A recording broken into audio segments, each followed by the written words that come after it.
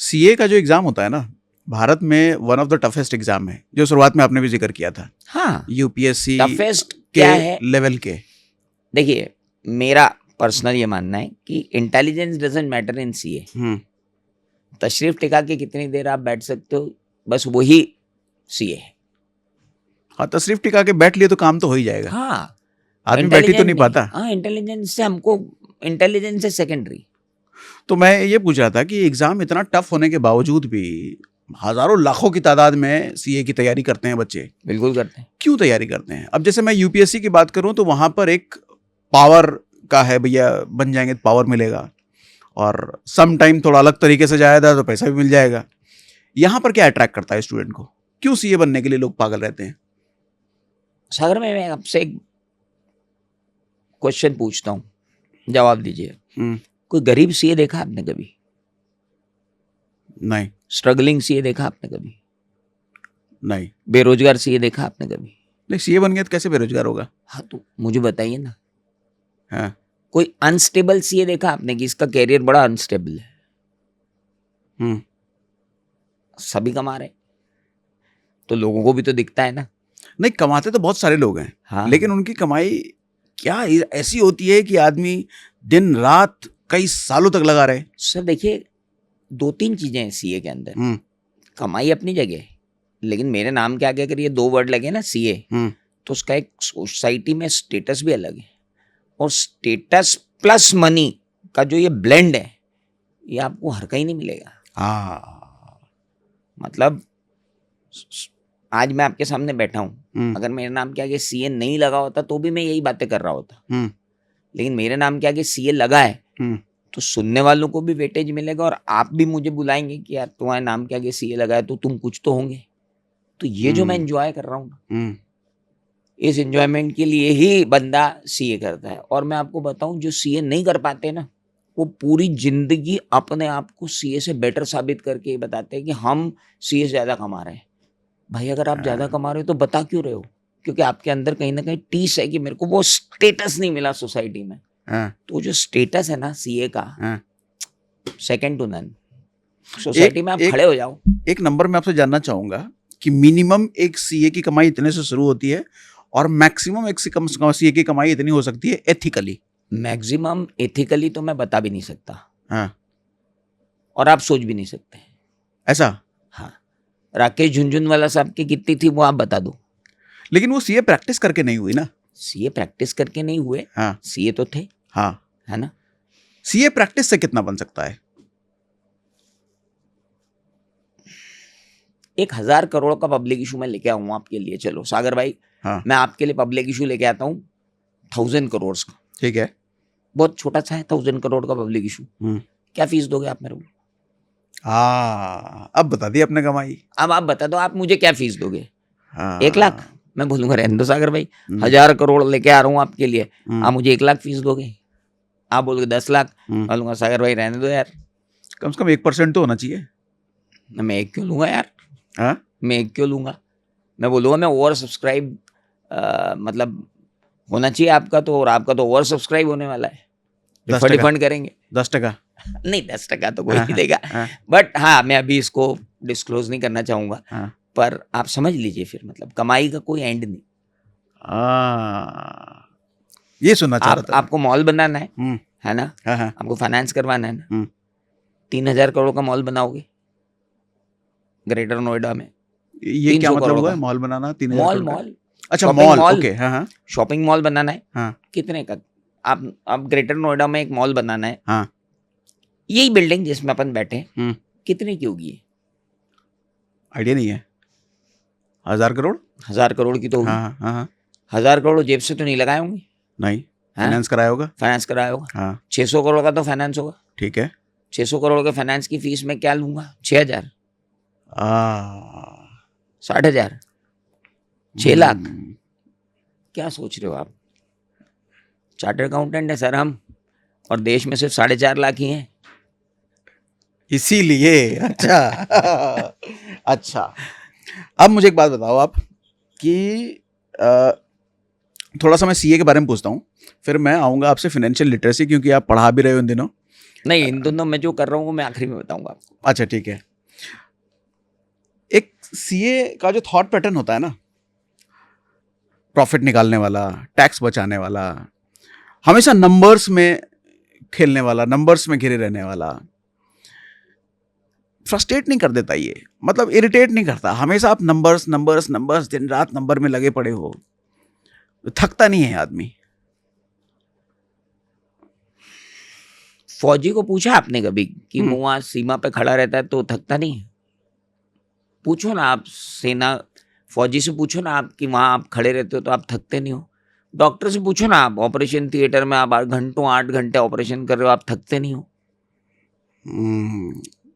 अब अमिताभ बच्चन से पूछिए ना आप कि 85 साल में, 90 साल में आपको 8-8 घंटे काम करने की जरूरत क्या है? आप शाहरुख खान से पूछिए ना कि भाई साहब आप तो दुनिया के सबसे अमीर फिल्म स्टार्स में से गिने जाते हो, आप रात को 4 घंटे ही क्यों सोते हो? आप मोदी जी से पूछिए ना कि आपके आगे पीछे ऊपर नीचे कौन है, आपको 4 घंटे सोने की क्या जरूरत है? जुनून करवाता है सर, जुनून है ना, ये जुनून है। चार्टर्ड अकाउंटेंट बनता ही वो है जो जुनूनी है। जो जुनूनी है वो तो छट के बाहर निकल जाता है, वो बन ही नहीं पाएगा ना, पॉसिबल ही नहीं। जुनून है। आप किसी से भी पूछिए, when your work is your passion, then nothing stops you. आप यहाँ क्यों बैठे हो, आप इतनी पॉडकास्ट क्यों कर रहे हो, अब कमा लिया आपने बहुत, कुछ और करो? नहीं, आपको यहाँ बैठने से जो किक मिलती है, तो हमको भी फिगर्स देख के किक मिलती है। अच्छा एक बात बताओ, आपने जैसे 5 लाख चार्टर्ड अकाउंटेंट हैं देश में, उसमें से मुझे पता चला 22,000 तो आपके पढ़ाए हुए हैं उसमें से। नहीं, ऐसा कोई ऑथेंटिक फिगर नहीं है, बट 30 ईयर्स से आई वॉज इन टीचिंग, तो 30 साल में हाँ 10-12 हज़ार तो चार्टर्ड अकाउंटेंट बना दिए होंगे। 10-12 हज़ार? हाँ हाँ हाँ। मैं जब इंदौर गया था तो जो घटना की आप बात कर रहे थे, वहाँ मैंने भी देखा कि किसी इंस्टीट्यूट में हम लोग गए थे, आईसीआई में गए थे। आईसीआई में हाँ, आप आए थे, सेमिनार था। तो बच्चों के बीच क्रेज आपका बड़ा तगड़ा था। मतलब आपकी एंट्री से ऐसा लगा कि शाहरुख खान की एंट्री हो गई है वहाँ ऑडिटोरियम में। ये क्रेज कैसे बनाया आपने बच्चों के बीच? Again passion. इम्पोर्टेंट ये है कि बच्चों को अगर ये लग रहा है कि उनके बीच में एक आदमी ऐसा है जो उनको हेल्प आउट कर सकता है, जिसको वो रीच आउट कर सकते हैं, जो उनकी समस्याएं सुन सकता है, जो उनको गाइडेंस दे सकता है, ईमानदारी से अगर आप अपना काम कर रहे हैं तो ये क्रेज तो कहीं भी पैदा हो सकता है। मैंने आपका भी क्रेज देखा है। नहीं, ईमानदारी से काम करने में भी काम करने की टेक्निक होनी चाहिए। तो आपकी टेक्निक क्या है पढ़ाने की, जो बच्चा एकदम आपके पीछे पागल हो जाए? सर, मैं आपको पूछता हूँ, आप में ऐसी कौन सी टेक्निक है कि पूरी दुनिया आपके पीछे पागल है? नहीं, पागल तो नहीं है सर। अरे मैंने देखा है। क्या है आप में ऐसा? मैं तो बस एक डिफिकल्ट कॉन्सेप्ट को कोशिश करता हूँ कि सिंपल तरीके से समझा पाऊँ। अच्छा, ये आप घर से तैयारी करके आते हो डिफिकल्ट टॉपिक को सरल करने की? 4-5 घंटे पढ़ के आते हो? हाँ। कितना? मतलब लगता है अगर हमको आधे घंटे किसी चीज़ को समझाना है, हाँ, तो 5-6 घंटे खुद तो समझना पड़ेगा कि समझाऊं इसको कैसे। हाँ। और ये समझाने आपको कौन आता है? कोई नहीं। कोई नहीं आता। आप ही मेहनत करके समझते हो, है ना? तो जितनी मेहनत आप करके समझते हो, उतनी मेहनत करके कोई और भी समझ सकता है ना? ठीक है, मेरे साथ भी यही है ना? अब आप अपने बच्चे को डॉक्टर को दिखाने कब गए? जब बीमार पड़ता है। नहीं, आप गए खुद? नहीं। कौन जाता है? मेरी वाइफ जाती है ज़्यादातर केस में। हाँ। सब्जी रोट और दाल के भाव आपको मालूम? नहीं। आटे दाल के भाव आपको भी नहीं मालूम है, मुझे भी नहीं मालूम है ना? मेरे माँ बाप को कौन सी दवाई कब देनी है ये मुझे नहीं मालूम है, मेरी वाइफ को मालूम है। आपके माता पिता को जो दवाई देनी है वो आपकी वाइफ को मालूम है। हाँ। सर, हम फॉर्चुनेट हैं कि हमारी बेटर हाफ हमारे बिहाफ पे आधे से ज्यादा काम निपटा देती है। आधे से ज्यादा क्या, पूरा ही काम निपटा देती है। पूरा निपटा देती है, घर का पूरा ही। घर का तो पूरा ही निपटा देती है ना? ये भगवान की आपके ऊपर और मेरे ऊपर नेमत है कि हमारे माँ बाप हमको आशीर्वाद दे रहे हैं वो हमारे साथ हैं, हमारी पत्नी बच्चे भी बड़े कर देगी, हमारे बच्चे हमारी सुन रहे हैं, इसलिए हम 5 घंटे शांति से काम कर रहे हैं और मैं भी 5 घंटे शांति से काम कर रहा हूँ। ये सुविधा हर एक के पास उपलब्ध नहीं है, तो आपको और मेरे को भगवान ने ऊपर से भेजा इसलिए है कि ये तुम्हारे साथ पीछे हमने पूरी टीम लगा रखी है, अब इनका दुरुपयोग मत करो, तुम अपना सदुपयोग करो। हमने तुम्हें माध्यम बना के भेजा है, अब तुम्हारा कार्य है कि दूसरों को शिक्षा दो। सो whomsoever is teacher has been blessed by God. ये डिवाइन पावर है। अब मैं यहाँ जो बोल रहा हूँ ये स्क्रिप्टेड नहीं है, आप जो पूछ रहे हो वो स्क्रिप्टेड नहीं है। कहाँ से आ रहा है? आप रेंडमली 2 लोगों को बिठाओ ना यहाँ पे और उनको बोलो कि 2 घंटे यहाँ बैठ के बात करेंगे? नहीं, ब्लैंक हो जाएंगे। ब्लैंक हो जाएंगे। हाँ। बात ही नहीं कर पाएंगे। मैं और आप क्यों कर पा रहे हैं?